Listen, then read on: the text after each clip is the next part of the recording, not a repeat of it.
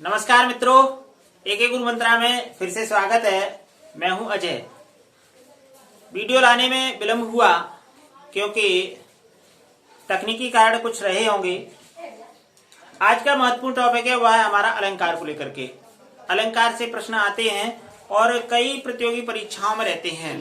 कक्षा 9, 10, 11, 12 में तो अनिवार्य है ही, 6 से लेकर के और अन्य प्रतियोगी परीक्षाओं में अलंकार रहता है। अलंकार को हम आसानी से कैसे पहचानेंगे, अलंकार की परिभाषा क्या है, अलंकार के कितने भेद होते हैं, इन सब प्रश्नों को लेकर के आज मैं आपकी समस्या का समाधान करने के लिए फिर से हूं। देख लेते हैं अलंकार। ये देखिए अलंकार, जिसका शाब्दिक अर्थ होता है आभूषण। आचार्य दंडी ने, भामा ने, मम्मट ने, रुद्रट ने, अनेक काव्य शास्त्रीय जो हुए उन्होंने अलंकार की परिभाषा दी। न कांताम विभूषम विभात बंता मुखम, ये कहा आचार्य भामा ने। उन्होंने बताया कि जिस प्रकार एक स्त्री की शोभा आभूषण होते हैं, उसी प्रकार हमारी जो काव्य की शोभा है वह अलंकार होते हैं। अलंकार है क्या? अलंकार का शाब्दिक अर्थ होता है आभूषण। हम देखेंगे कि अलंकार क्या है। काव्य के वे तत्व जो उसकी शोभा बढ़ाते हैं अलंकार कहलाते हैं। काव्य की शोभा बढ़ाने वाले शब्दों को अलंकार कहते हैं या काव्य की शोभा बढ़ाने वाले तत्वों को अलंकार कहते हैं। अलंकार का शाब्दिक अर्थ क्या होता है? आभूषण होता है। अब प्रश्न ये आता है कि अलंकार के भेद कितने होते हैं? तो अलंकार के 3 भेद होते हैं। देखिए, शब्दालंकार, अर्थालंकार और उभयालंकार। अब ये शब्दालंकार क्या होता है? प्रश्न यह है कि शब्दालंकार क्या होता है। तो काव्य में जहां शब्दों में चमत्कार हो वहां शब्दालंकार होता है। काव्यों में जहां शब्दों में चमत्कार होता है वहां शब्दालंकार होता है। जहां अर्थों में चमत्कार हो वहां अर्थालंकार होता है। और जहां ये दोनों अलंकार मिल जाते हैं तो वहां कौन सा होता है? उभयालंकार होता है। उभया मीन्स दोनों। जिस पंक्ति में ये दोनों होंगे वहां हमारा क्या होगा? उभयालंकार होगा। एक बार फिर से समझ लीजिए, काव्य की शोभा बढ़ाने वाले तत्वों को अलंकार कहा जाता है। अलंकार के 3 भेद होते हैं, शब्दालंकार, अर्थालंकार और उभयालंकार। शब्दों में जहां चमत्कार हो वहां शब्दालंकार होता है, अर्थों में चमत्कार हो वहां अर्थालंकार होता है, और जहां ये दोनों अलंकार मिल जाते हैं वहां उभयालंकार होता है। शब्दालंकार के अंतर्गत 8 अलंकारों का समावेश किया गया है, जिनमें से ये प्रमुख हैं अनुप्रास, यमक, श्लेष, वक्रोक्ति। अर्थालंकार में लगभग 104 अलंकारों का समावेश किया गया है, जिनमें से जो प्रमुख हैं उपमा, रूपक, उत्प्रेक्षा, वांत्रिमान और संदेह। ये भ्रांतिमान और संदेह इंटर की और फर्स्ट ईयर की क्लासों में पूछ लिया जाता है। कक्षा 9 की बात करें तो अनुप्रास, यमक और श्लेष, ये 3 अलंकार कक्षा 9 के अंतर्गत पूछे जाते हैं परीक्षाओं में। कक्षा 10 में आपके उपमा, रूपक और उत्प्रेक्षा पूछे जाते हैं। 11 और 12 में देखेंगे तो आपका भ्रांतिमान और संदेह है। अर्थात यहां से लेकर के और संदेह तक, अनुप्रास से लेकर के संदेह तक आपका कक्षा 12 में रहता है सिलेबस में। अब देखिए, अनुप्रास के कितने भेद होते हैं? अनुप्रास है क्या? तो किसी वर्ण की अनेक बार आवृत्ति हो वहां अनुप्रास अलंकार होता है। और अनुप्रास के 5 भेद होते हैं: छेकानुप्रास, वृत्त्यानुप्रास, अंत्यानुप्रास, श्रुत्यानुप्रास और लाटानुप्रास। अब ये कोई अलंकार समझ में नहीं आ रहा है तो निश्चय ही मान लीजिए अनुप्रास अलंकार तो वहां है ही, निश्चित है। अब बात करते हैं यमक अलंकार की। तो यमक में जोड़ा होता है। जोड़ा जैसे मान लीजिए कि घटा घटा। अब जोड़ा नहीं होगा तो कभी कभी अलग अलग करके दे देता है, लेकिन अधिकांश जोड़ा होता है। जैसे कनक कनकते सौगुनी। अब दिया होगा, आपने देखा होगा, कनक कनक कनक कनकते सौगुनी, मादकता अधिकाय, या खाए बोराय जग और वापाए बोराय। तो ये कनक और कनक, एक कनक धतूरा होता है और एक कनक सोना होता है। ठीक है, जोड़ा में होगा। अब जोड़ा में ना होकर के आपका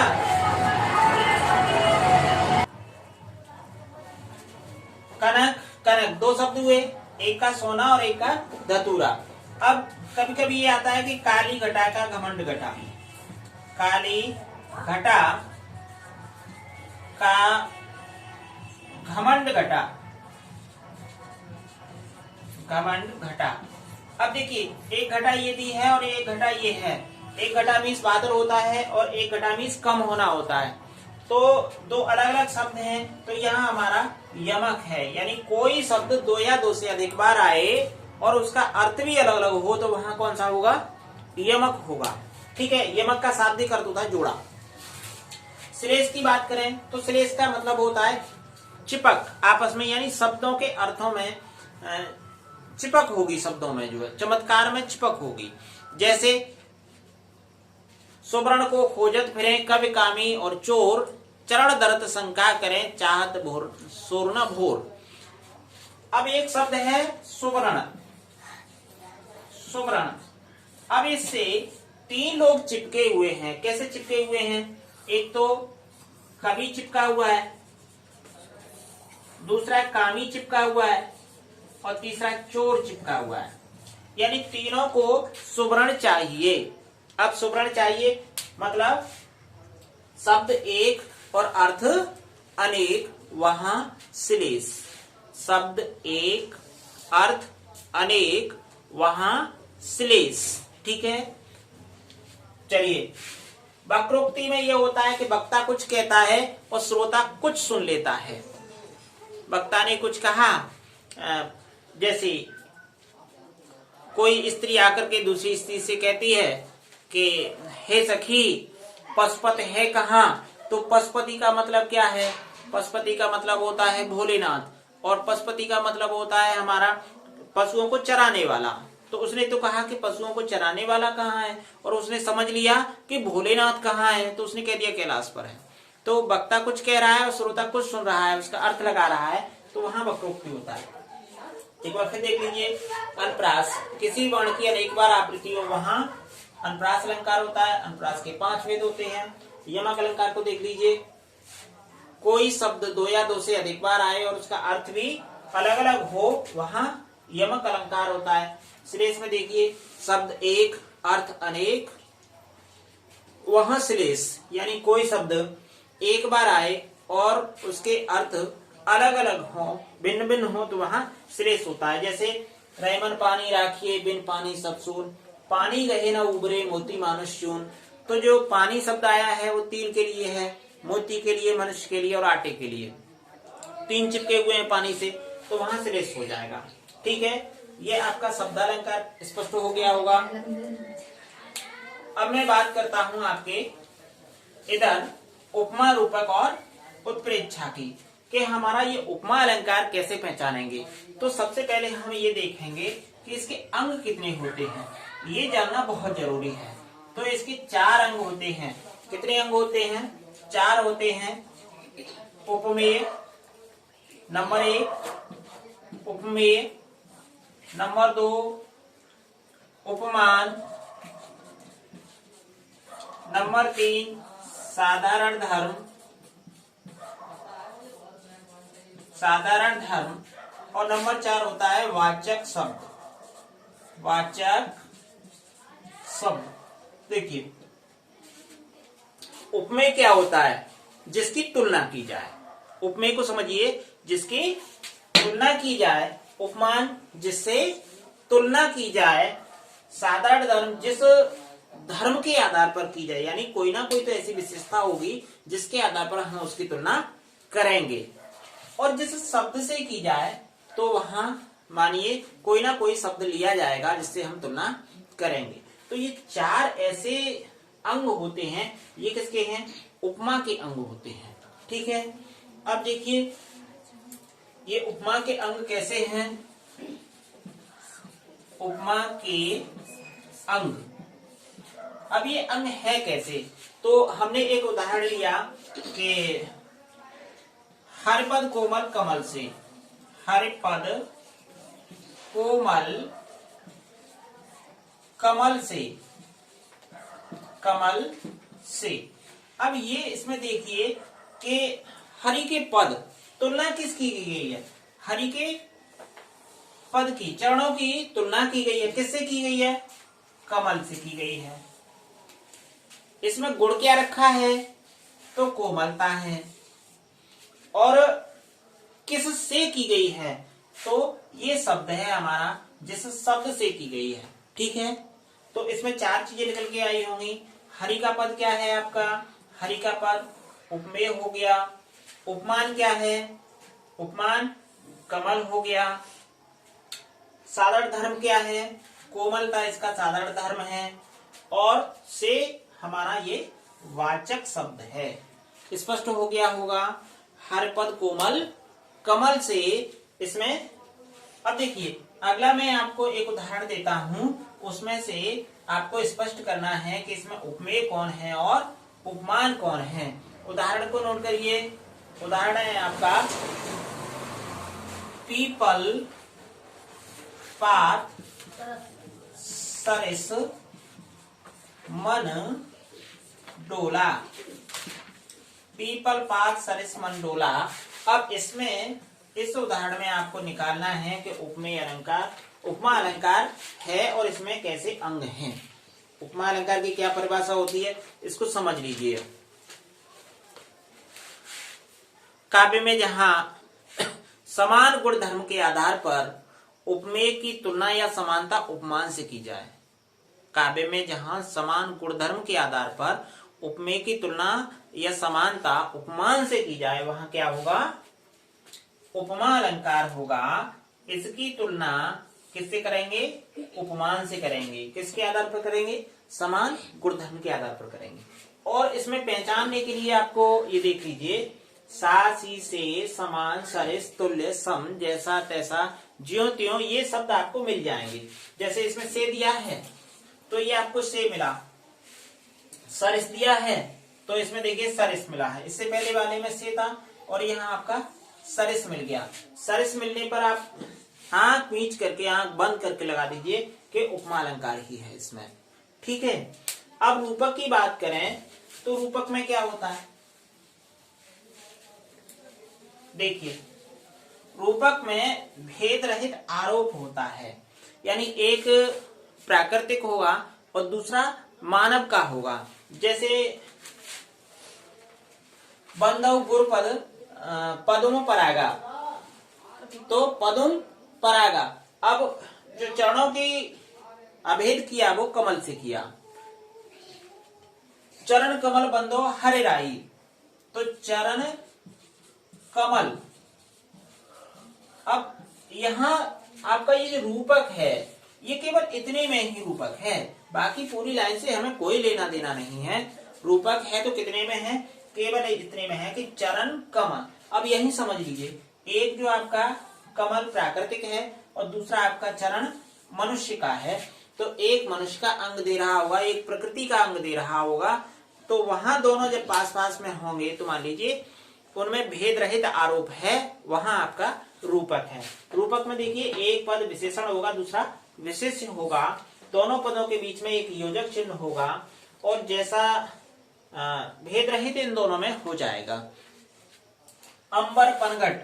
अब देखिए यहाँ देखिए अंबर पनघट, घट कौन सा, पनघट कौन सा है, अंबर है। अंबर रूपी पनघट, तो यहाँ कौन सा हो जाएगा, यहाँ आपका रूपक हो जाएगा। तारा घट। अब यहाँ देखिए तारा घट। अब ये जो तारा रूपी घड़ा है, घड़ा क्या है, ये मनुष्य ने बनाया है। ठीक है, तारा क्या है, ये प्राकृतिक है। तो दो अलग अलग हैं लेकिन दोनों के बीच में योजक चिन्ह भी है और इस आधार पर हम निकाल लेंगे कि ये क्या है, हमारा रूपक है, भेद रहित है।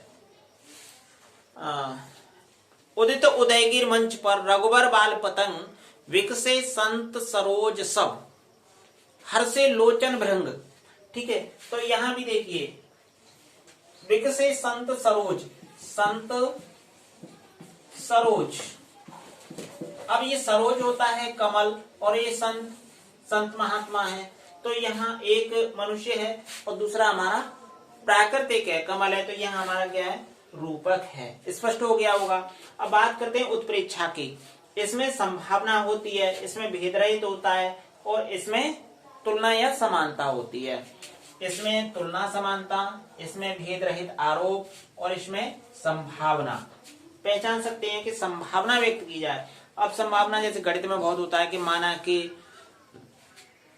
वहां देख लीजिए मन मानो मनो जन जानो जनो, ऐसे ये आपको वाचक शब्द मिल जाएंगे, वहां आंख मीच के लगा दीजिए कि यहाँ क्या होगा, हमारा उत्प्रेक्षा होगा। जैसे सोहत ओढ़े पीत पट श्याम सलोने गात मनहु नील मन सैल पर। अब मनहु आया है तो मनहु से स्पष्ट हो जाएगा आपका कि क्या है, वह उत्प्रेक्षा अलंकार है।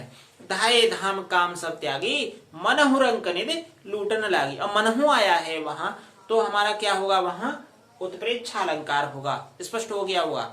अब देखिए यहाँ भ्रांतिमान अलंकार कैसे है। भ्रांतिमान की बात करते हैं हम, तो एक वस्तु में दूसरी वस्तु का भ्रम होता है, लेकिन वो भ्रम ऐसा होता है कि वो टूट जाता है। मान लीजिए कि आप चलते जा रहे हैं और जाते जाते कोई रस्सी आपके सामने आ जाती है और अचानक अंधेरा होता है हल्का सा, तो हम उससे चौंक जाते हैं और क्या समझ लेते हैं, उसको सर्प समझ लेते हैं। और सर्प समझ करके यानी हमको भ्रम हुआ, लेकिन हम उसे देखते रहते हैं कुछ देर तक, तब भी हमारा भ्रम नहीं टूटता। तो टॉर्च ला करके देख लेते हैं और हमारा भ्रम टूट जाता है और कहने लगता है अरे यार ये तो रस्सी है। तो क्या हुआ, वहां स्पष्ट हो गया, यानी भ्रम हमारा कैसा होता है, भ्रम हमारा कैसा होता है, एक वस्तु में दूसरी वस्तु का निश्चयात्मक भ्रम होता है, तो वहां भ्रांतिमान अलंकार होता है। अब देखिए एक उदाहरण मैं आपके बीच में रखता हूं कि नाक का मोती अधर की कांत से, बीज दाड़िम का समझकर भ्रांत से, और सोचता है अन्य सुख यह कौन है, इसलिए तोता बेचारा मौन है। अब एक स्त्री बहुत सुंदर थी। अब स्त्री इतनी सुंदर थी कि उसके होठ बहुत लाल थे और नाक में एक नथनी पहनी हुई थी और नथनी में एक मोती लगा हुआ था। अब उसके होठों की जो लालिमा थी वो मोती पर पड़ रही थी और तोता दूर से देख रहा था, तो तोते को लगा कि ये तो अनार का दाना है। अच्छा, उसको भ्रम हो गया। भ्रम होने के कारण वो क्या हुआ कि वहां भ्रांतिमान अलंकार हो गया। एक बार ऐसा हुआ, एक और मैं उदाहरण आपको बताता हूं कि पाए महावर देन को नायन बैठी आए और फिर जान महावरी एड़ी मीड़त जाए। अब पहले नायन जो है क्या करती थी, नायन महावर लगाने आती थी। महावर जानती हैं, एड़ियों पर जो लगाई जाती है। तो एक स्त्री के पैर इतने गोरे थे, इतने लाल थे कि वो भ्रम में पड़ गई और जो नायन आकर के बैठी वो भ्रम में पड़ने के कारण बार बार एड़ियों को मीड़ने लगी। उसे ये भ्रम हो रहा था कि इसकी एड़ियों पर महावर लगी हुई है या नहीं है, अर्थात मीड़ने पर उसको स्पष्ट हो गया कि इसकी एड़ियों पर महावर नहीं है, तो भ्रम टूट जाता है। इसलिए ये निश्चयात्मक भ्रम होता है, वहां भ्रांतिमान अलंकार होता है। एक वस्तु में दूसरी वस्तु का निश्चयात्मक भ्रम होने के कारण वहां भ्रांतिमान अलंकार होता है। स्पष्ट है। चलिए अब बात करते हैं संदेह की, कि संदेह अलंकार कहाँ होता है। संदेह ऐसा होता है जो हमेशा बना ही रहता है, संदेह टूटता ही नहीं है, अर्थात ये अनिश्चयात्मक संदेह होता है, एक वस्तु का दूसरी वस्तु में होता है। कैसे होता है, देखिए, नारी बिच सारी है कि सारी बिच नारी है कि नारी ही की सारी है कि सारी ही की नारी है, ये स्पष्ट नहीं हो पाया।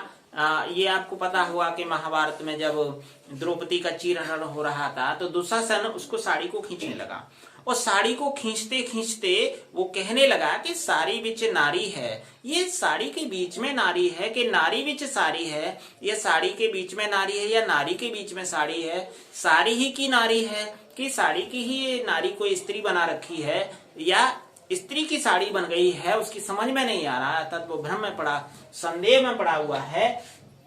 उसका इतना संदेह हो गया कि वो टूट नहीं रहा है। यह अनेक बार जब वो सोचता रहता है कि ये वस्तु है, नहीं नहीं नहीं, ये वस्तु है, नहीं ये भी नहीं, अब ये वस्तु है, और वो इसी तरह वो कहता रहता है, तो मान लीजिए वहां क्या है, संदेह अलंकार है। बात स्पष्ट हो गई होगी। आज का हमारा जो महत्वपूर्ण टॉपिक रहा वो किसको लेकर के रहा, अलंकारों को लेकर के रहा। और मैं समझता हूं आपकी समझ में आ गए होंगे। अलंकार को कैसे पहचानेंगे आप देख सकते हैं, इसका स्क्रीनशॉट ले सकते हैं। हमारा ये वीडियो आपको अच्छा लगा हो तो चैनल से जुड़ने के लिए और अगला वीडियो पाने के लिए चैनल को सब्सक्राइब कर सकते हैं। पूरा वीडियो देखने के लिए आपका बहुत बहुत धन्यवाद। लेकिन कई बार से मैं प्रश्नों की श्रृंखला नहीं रख पा रहा हूं। आज मैं आपके बीच में 2-3 प्रश्न छोड़ता हूं, उसके हो सकता है तो उत्तर देने का प्रयास करेंगे।